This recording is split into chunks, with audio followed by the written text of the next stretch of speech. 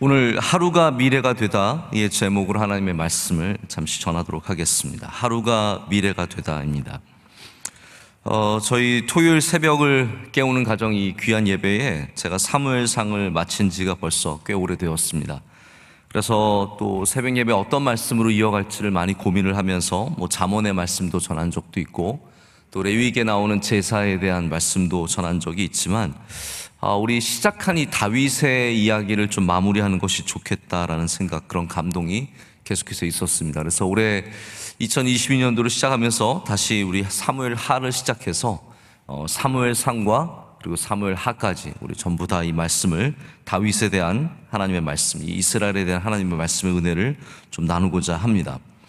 오늘 우리가 읽은 이 첫 장, 사무엘하 첫 장에서는 하나님께서 함께 하실 때 절망과 슬픔이 다시 이스라엘의 소망으로 이어지는 은혜가 있다는 것을 저희가 발견하게 됩니다.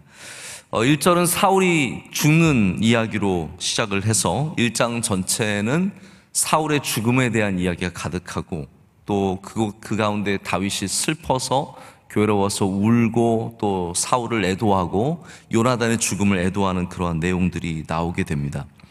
근데 여러분께서 딱 보시면 아시겠지만 여기 나오는 이 절망과 이 슬픔과 이 괴로움이 어디서 반복되는 것 같지 않으십니까? 어디서 반복이 되냐면요, 사무엘상의 가장 처음과 사무엘하의 가장 처음은 굉장히 비슷한 모습으로 제시되고 있는 것을 우리가 보게 됩니다. 사무엘상은 어떻게 시작되냐면요, 아이가 없어서 괴로운 절망 가운데 있는 한나의 눈물과 한나의 기도로 시작을 합니다. 그래서 사무엘상도 역시 절망으로 시작하고 사무엘하는 다윗이 이 사울의 죽음과 요나단의 죽음을 절망하고 슬퍼하는, 괴로워하는 장면으로 시작하는 그런 면에서 굉장히 닮아 있는 것이죠. 하지만 사무엘상이나 사무엘하나 점점 바뀌는 이야기들이 있습니다. 한나의 울음이 기쁨으로 바뀝니다. 할렐루야. 한나의 슬픔과 절망과 괴로움, 나는 아이를 낳을 수 없는 여인이고 사랑하는 엘가나가 있고 그리고 하나님께 늘 나아가지만 그 부족함, 정말 내가 갖고 있는 이 결핍 때문에 하나님 앞에 매달릴 수밖에 없는 그런 인생이었는데 하나님께서 그에게 복을 주셔서 사무엘을 허락해 주시고, 사무엘상은 바로 이 사무엘이 나타나서 나라를 다스리고 그리고 다윗에게 기름을 부어주는 사건으로 이어지게 됩니다. 바뀌는 소망의 이야기가 있다는 것이죠. 사무엘하도 마찬가지입니다. 우리가 보기에는 사울이 죽은 일이 통쾌한 일인 것 같고 잘된 일인 것 같지만 다윗은 그렇게 느끼지 않았습니다. 또 이스라엘에게도 그런 소식은 아니었습니다. 사울이 죽었고 블레셋에게 패한 이 사건은 이스라엘과 다윗에게 절망이고 괴로운 일이지만 하나님께서는 오히려 이 절망하는 다윗을 세워주셔서 이스라엘을 온전하게 만드시고 하나님의 뜻으로 다스려 주시는 놀라운 역사가 시작되는 줄로 믿습니다. 우리 이게 그리스도인의 삶의 모습과 굉장히 닮아 있습니다. 우리의 시작이 오늘 2022년을 시작하는 이 첫 주가 우리에게 다 밝고 위대하고 다 아름다운 것만은 아니라는 생각을 갖습니다. 다 좋으면 좋겠지만 어떤 분들은 벌써 연초부터 굉장히 힘든 일들도 있을 것이고 어려운 일들을 만나시는 가정들도 있을 거라는 생각을 해보게 됩니다.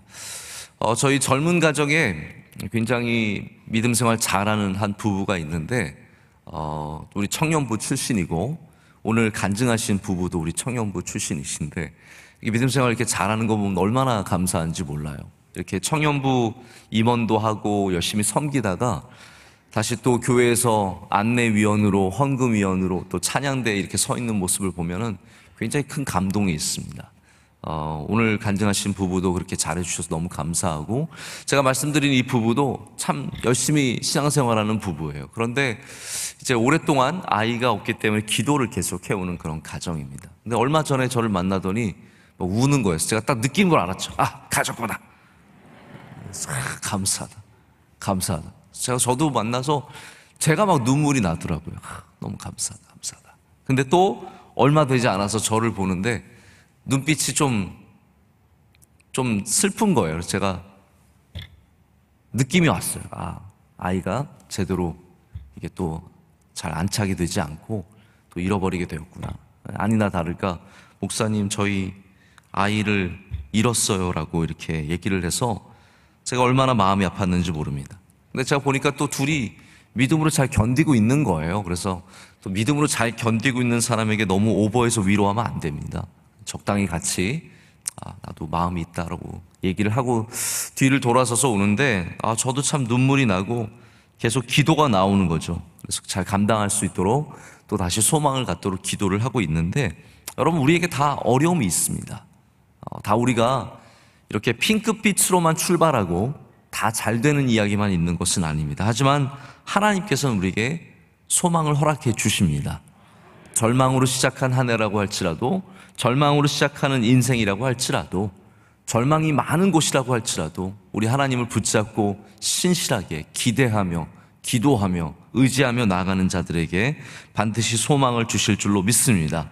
그래서 한나의 울음 뒤에 하나님께서 사무엘을 허락해 주셨고, 눈물로 기도하는 사람은 기쁜 날을 만나게 될 줄로 믿습니다. 이 다윗의 진실된 눈물, 그래서 사무엘 상도 눈물로 시작하고 사무엘 하도 눈물로 시작합니다.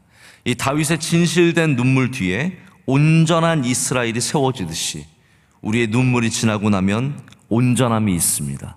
회복함이 있습니다. 하나님이 주시는 선물이 있습니다. 좋아지는 은혜가 있을 줄로 믿습니다.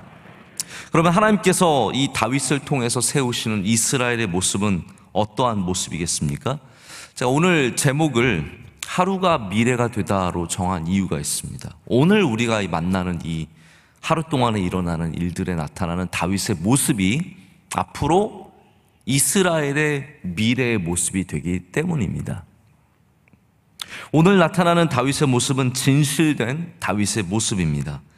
그리고 그 다윗의 모습이 바로 이스라엘이 된다는 것이 정말로 중요한 이야기라는 것이죠. 오늘 다윗이 가장 큰 적, 다윗을 죽이려고 끊임없이 도전하고 쫓아왔던 이 가장 큰 적의 죽음을 대하는 태도가 바로 앞으로 이스라엘이 어떠한 나라가 될 것인가를 엿볼 수 있는 굉장히 중요한 대목입니다. 존 맥스웰이라고 하는 유명한 리더십 강사가 있습니다. 이분은 책도 많이 쓰시고 또 목사님이세요. 그리고 굉장히 잘 알려진 분이신데, 이분이 어떤 얘기를 하냐면 이런 얘기를 하세요. 어떤 누구를 봐도 그 사람의 먼 미래를 대부분 예상해 볼 수 있대요. 누구를 이렇게 쭉 보면 그 사람의 하루를 보면은 그 사람의 먼 미래를 예상해 볼 수 있는데, 그 기준이 바로 그 사람이 오늘 어떻게 살아가느냐에 있다라는 것이죠. 오늘 살아가는 모습을 보면 이 사람이 앞으로 잘 될 것인지 안 될 것인지, 이 사람에게 미래가 있는지 미래가 없는지가 대부분 나온다라는 것이죠. 오늘의 내 작은 이 모습이 앞으로 미래의 큰 내 모습의 반영입니다. 우리나라 말에도 3살 버릇이 여든 간다는 말이 있죠. 3살 버릇이 여든 간다. 이 말이 사람이 안 바뀐다는 그런 얘기 정도는 아니라고 생각합니다. 어쩌면 3살에 보여주는 그 모습들이 우리의 삶의 미래의 모습이 된다라는 얘기도 되겠죠. 그래서 오늘 다윗이 보여주는 이스라엘 모습이 이스라엘의 모습이 된다는 것은 너무나 중요한 이야기입니다.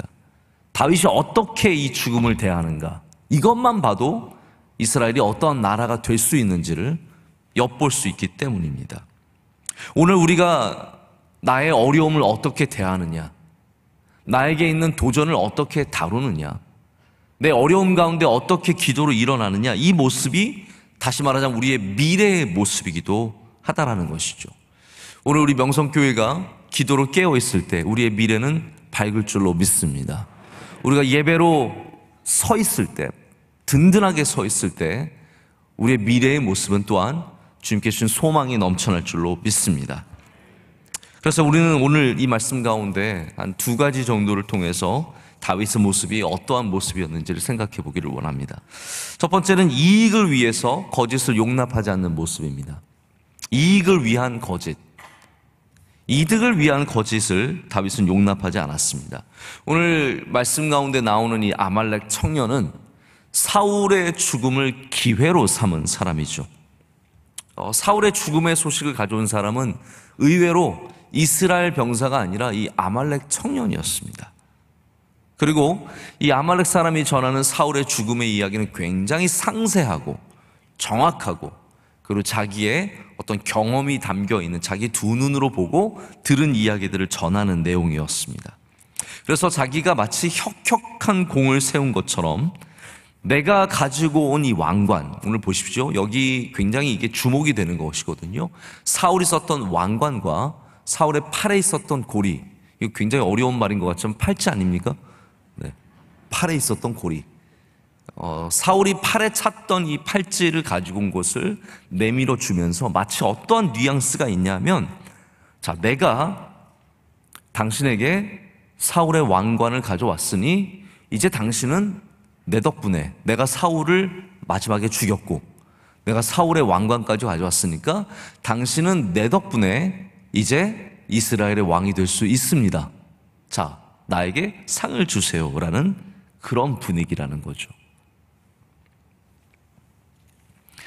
먼저 이 사건부터 제가 좀 정리를 하고 넘어가야 합니다. 어떤 성경학자는 사무엘상의 마지막 장인 31장에 나오는 사울의 죽음과 여기 사무엘하 1장에 나오는 사울의 죽음이 조금 다르다는 것을 굉장히 중요하게 여기는 것 같아요. 그래서 이분은 말하기를, 어떤 분들은 말하기를, 이거는 이스라엘 안에도 두 가지 전승이 있었다. 하나는 사울이 스스로 죽은 것이고 또 하나는 아말렉 사람이 죽인 것이기 때문에 이 두 가지 전승을 다 사무엘이 적었다라고 얘기를 하는데, 제가 뭐 사무엘 상하를 저도 수십 번 읽은 것 같은데 저는 이 아말렉 청년의 이야기를 읽으면서 이스라엘에게 두 가지 전승이 있구나, 이렇게 느낌을 받은 적은 한 번도 없는 것 같아요. 대부분 제가 성경을 읽으면서는 어떠한 생각을 가졌냐면, 야, 여기 아말렉 청년이 자기가 뭔가 얻어내려고 거짓말하고 있네.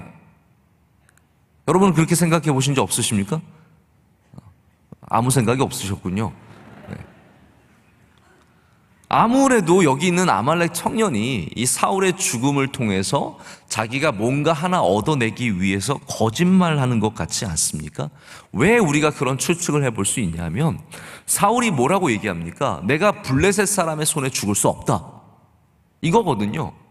내가 이스라엘의 왕으로서 저 이방인들, 특별히 블레셋 사람의 손에는 내가 죽을 수 없다라고 지금 얘기를 하고 있는데, 자, 그러한 사울이 나는 그러면 아말렉 사람의 손엔 죽을래 라는 마음으로 아말렉 청년에게 나를 죽여달라고 부탁했을 것 같겠습니까?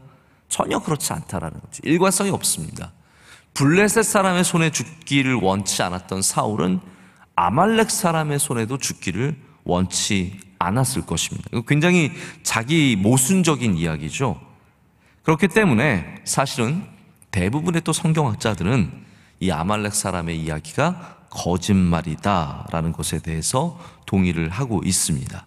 어쩌면 다윗이 이 아말렉 사람의 이야기를 조금 믿었을지는 몰라요.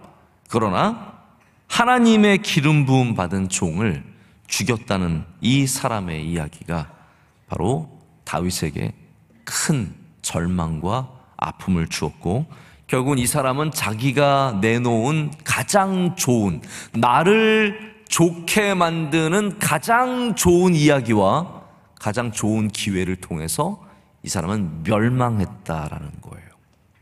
여러분, 우리가 생각하기에 이 길은 내게 제일 좋은 길인 것 같고, 이 길은 나는 살리는 것 같고, 내가 높아질 수 있는 가장 좋은 길이라고 할지라도 하나님을 떠난 길을 택해서는 안 된다라는 것이죠. 우리는 하나님의 인도하심을 통해서 앞으로 나아가야 합니다. 우리가 올라가는 방법이 여러 가지가 있습니다. 이 세상에 높이 올라가는 방법이 여러 가지가 있지만 다윗이 선택한 방법이 무엇입니까? 다윗은 단 한 번도 인간적인 방법으로 높아지기를 원치 않았습니다. 사울을 죽여서 높아질 수 있는 기회가 여러 번 있었지만 그 기회를 택하지 않았습니다. 여러분, 다윗이 오늘 하루에 이 보여주는 내가 높아지는 그 길은 무엇입니까? 하나님의 인도하심을 받는 것, 하나님이 높여주시는 것, 이것이 바로 다윗이 원했던 방법이고 그것이 나중에 이스라엘의 길이 된다라는 거예요. 이스라엘은 자신들이 어떠한 얻어낸 것으로 높아지는 나라가 아니라, 든든해지는 나라가 아니라 하나님의 보호하심으로, 하나님의 은혜로 건강하고 든든한 나라가 되는 그런 은혜를 누리게 된다라는 말입니다.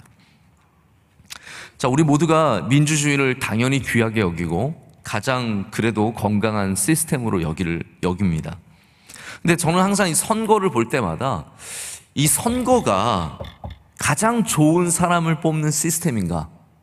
물론 이제 우리가 역사적으로 이것을 반복해 오면서 그래도 이게 제일 나은 방법이라고 지금 정착을 한 건데, 전 여기에 대해서 항상 의구심을 갖고 있어요. 왜냐하면 모두가 나 뽑아달라고 캠페인을 하잖아요. 근데 성경에 보면은 성경의 방식은 그렇지 않거든요. 하나님께서 정하신 사람이, 하나님의 기름 부음 받은 사람이, 하나님이 세운 사람이 하나님의 일을 감당하는 모습을 보게 됩니다. 제가 뭐 그렇다고 민주주의 집어치우자는 말은 아닙니다. 오해하지 마십시오. 우리는 좋은 대통령을 뽑아야 되는데, 다윗을 보면은 내가 이스라엘의 왕이 되겠다고 캠페인을 한 적이 없어요. 플랜카드도 건 적도 없고, 사람들을 뭐 동원해서 무슨 연설을 한 적도 단 한 번도 없다라는 거예요. 다윗의 캠페인, 여러분 캠페인이라는 말이 우리가 굉장히 정치적으로만 쓰는데, 원래 캠페인이라는 말은 원정이란 뜻이에요. 어딘가를 출발해서 가는 걸 말하는 거죠. 다윗이 했던 캠페인은 선거 캠페인은 한 번도 없습니다. 다윗은 오히려 도망가는 원정을 많이 떠났습니다. 사울에게 쫓겨서 캠페인을 많이 다녔어요. 광야로 캠페인을 다녔습니다. 한 사람도 없는, 이스라엘 사람 뽑아줄 사람 하나도 없고 인기 끌 수 있는 방법이 하나도 없는 아주 외진 곳으로만 캠페인을 다녔는데, 하나님이 함께 하시면 그 도망의 캠페인 속에서도 왕이 될 수 있다라는 것이죠. 이렇게 누군가가 왕이 되세요, 왕관을 가져다 줘야 왕이 되는 것이 아니라는 겁니다. 그래서 마지막 순간에도 다윗은 이거를 거부합니다. 아말렉 사람이 주는 왕관, 나는 그 왕관 받지 않겠다는 거예요. 내가 사울을 죽여서 쓰는 왕관, 나는 그거 택하지 않겠다는 것이죠. 다윗의 믿음은 무엇입니까? 하나님이 씌워주시는 왕관, 나는 그것을 쓰겠다는 것이고, 바로 이스라엘은 그러한 다윗의 왕관 덕분에 좋은 나라, 건강한 나라, 그리고 승리하는 나라가 된 줄로 믿습니다. 세상은 누군가를 죽여야, 누군가를 쓰러뜨려야, 무슨 수를 써서라도 내가 이겨야 승리하는 시스템이지만, 하나님의 나라는 전혀 그렇지 않습니다. 하나님의 나라는 누가 승리합니까? 하나님을 따라가는 사람, 하나님의 인도하심을 받는 사람, 기도하는 사람, 바로 그 하나님께서 보여주시는 그 시스템을 가장 잘 따랐던 사람이 다윗이라는 거예요. 우리가 왜 다윗을 귀하게 여기냐면 뭐 용맹하고 뭐 전쟁을 잘하고 뭐 착하고 이런 것만이 아닙니다.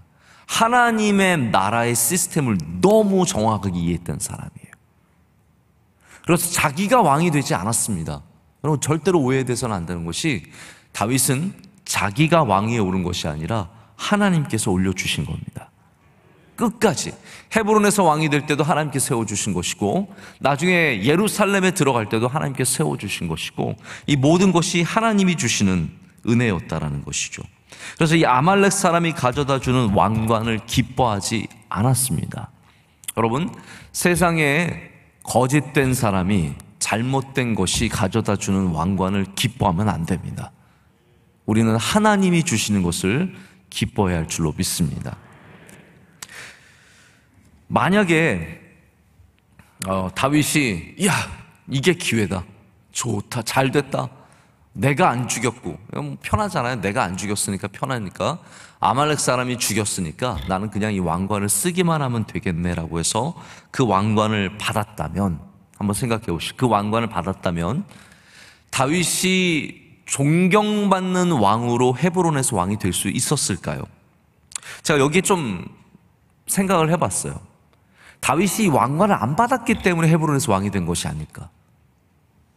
여러분, 사람들이 아무리 사울의 정치에 좀 질리고 사울이 끊임없이 이렇게 다윗을 쫓아다니는 일들에 백성들이 지쳤을지라도,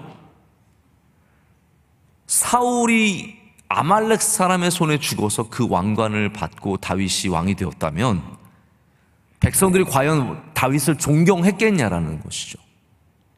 자, 보십시오.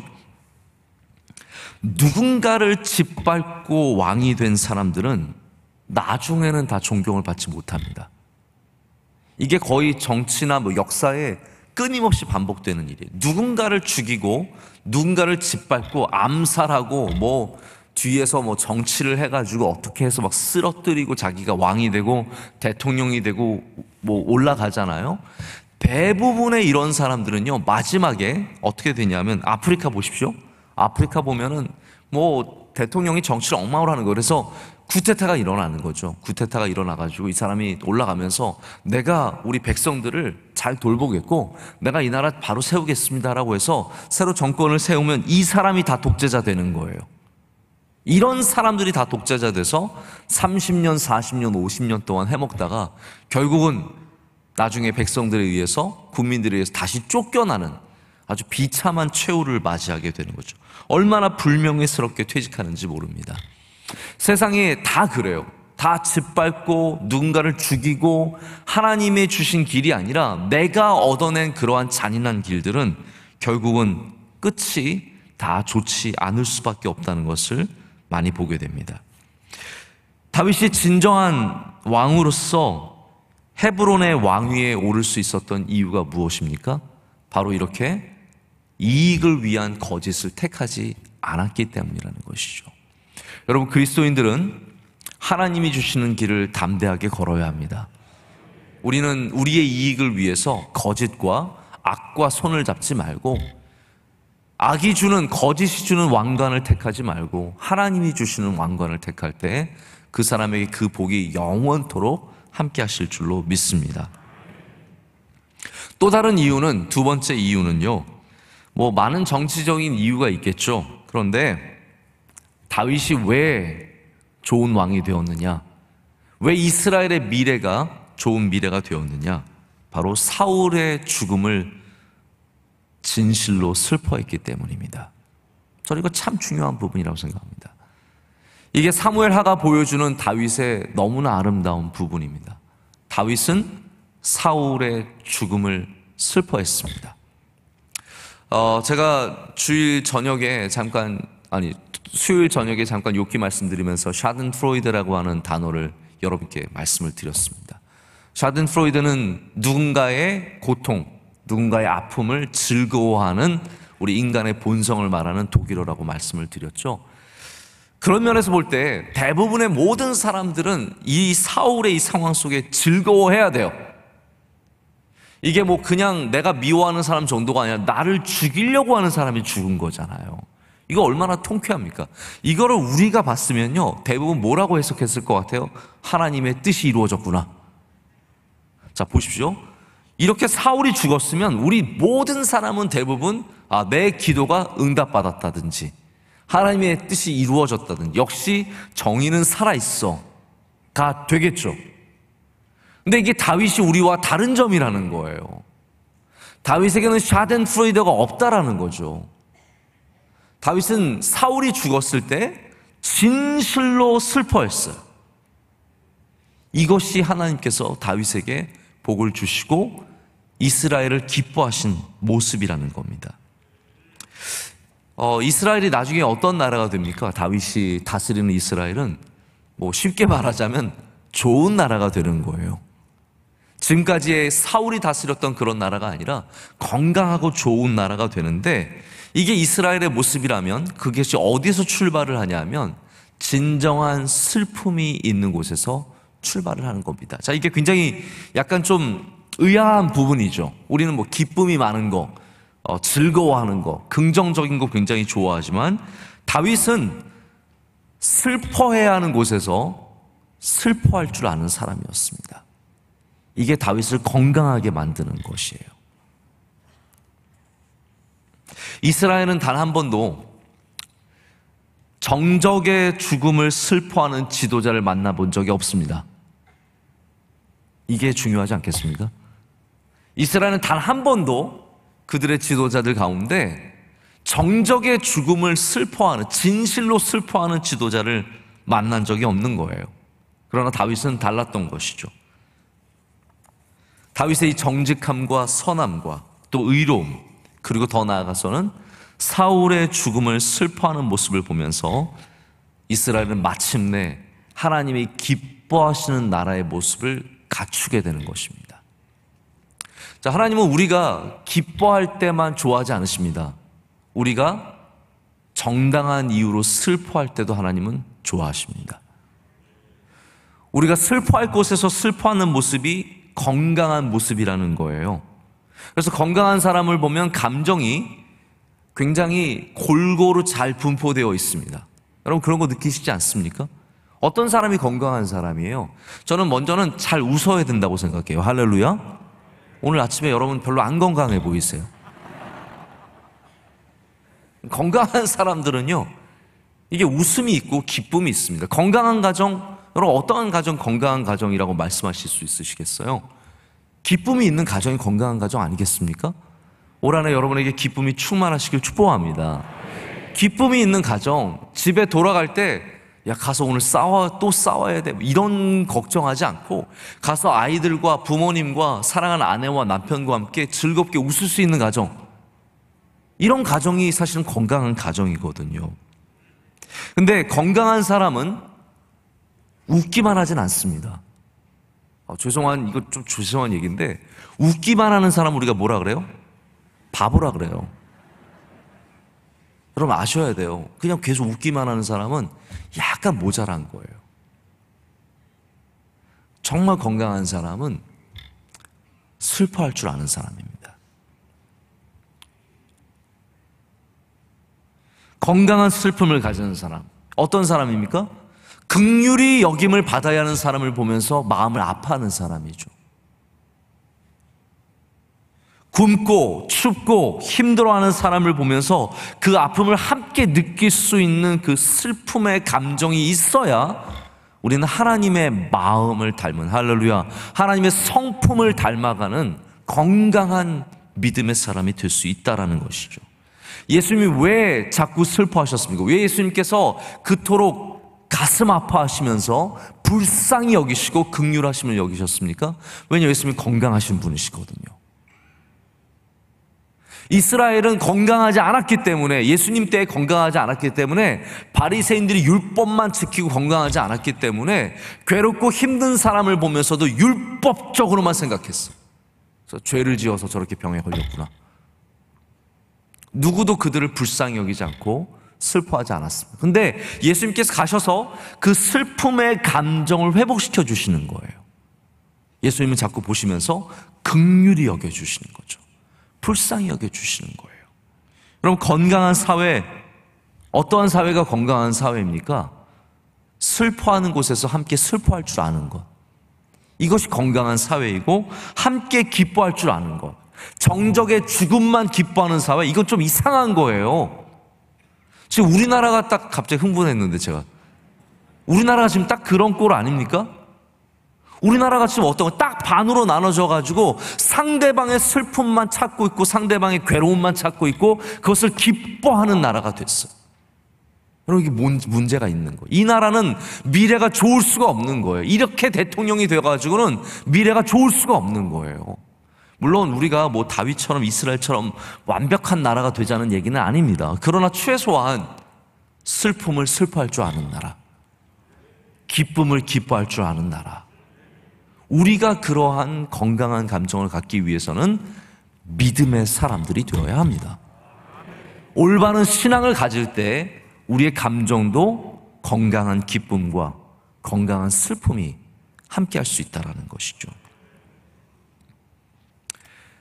다윗은 사울의 죽음을 진실로 슬퍼했습니다. 이거 쇼하는 거 아닙니다. 저는 쇼한다는 말을 별로 좋아하지 않아요. 진실되게 해야, 무엇을 하든지 진실되게 해야 돼요. 할렐루야. 제가 타는 차가 있습니다. 저는 이 차를 제가 그냥 좋아서 타는 거거든요.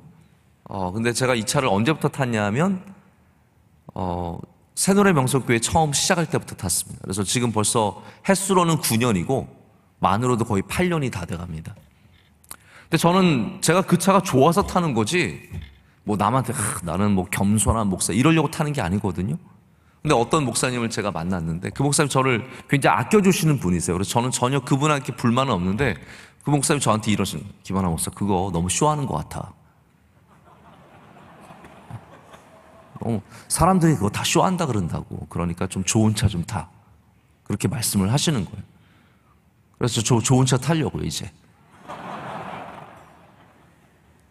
저 쇼하려고 그러는 것도 아닌데 사람들이 자꾸 그렇게 본다는 거죠.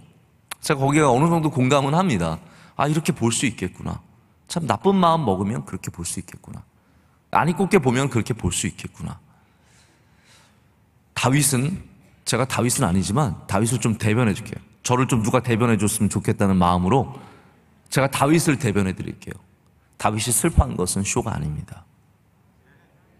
정치적인 캠페인이 아닙니다. 대통령 되려고, 왕 되려고 지금 이렇게 슬퍼하는 게 아니라 그의 안에 있는 믿음이, 그의 안에 있는 진실된 하나님을 향한 경외함이 그를 슬프게 만든 것이죠. 여러분, 슬퍼하려고 슬퍼할 수 없습니다. 요것만 말씀을 드리고 말씀을 드릴게요. 우리가 기뻐하려고 기뻐할 수 없고 슬퍼하려고 슬퍼할 수 없습니다. 그러나 우리 안에 예수 그리스도께서 계시면, 할렐루야, 우리 안에 성령께서 계시면, 우리 안에 믿음이 있으면 그 믿음이 우리로 슬퍼하게 만들고 기뻐하게 만들고 감사하게 만듭니다. 그것이 우리에게 주신 성령님의 충만함의 은혜인 줄로 믿습니다. 그래서 우리가 올 한해 다시 우리의 믿음을 하나님 앞에 바로 세운다면 오늘의 우리의 이 모습이 바로 미래의 우리의 모습이 될 줄로 믿습니다. 여러분, 우리의 미래는 뭐 특별한 게 없어요. 오늘 우리가 살아가는 이 방식이 결국 우리의 미래가 될 것입니다. 오늘 내가 어떤 마음을 갖느냐가 우리의 미래가 될 것입니다. 오늘 우리가 어떤 씨앗을 뿌리냐가 우리의 미래가 됩니다. 그렇기 때문에 우리는 거짓을 멀리하고 건강한 믿음의 감정을 가져야 합니다. 그것이 다윗이 보여주는 참 좋은 나라의 모습이라는 것을 오늘 우리는 말씀을 통해서 보게 되었습니다. 오늘 우리가 갖는 마음이 변해야 우리의 미래도 바뀝니다. 미움이 감사가 되시길 축복합니다. 절망이 여러분에게 소망이 되시길 축복합니다. 그럴 때 우리의 변화된 그 마음을 통해서 우리의 미래도 바뀌게 되고 진실되게 참 마음으로 하나님께 나아가는 사람들은 우리 모두가 다 복된 미래를, 소망의 미래를 맞게 될 줄로 믿습니다.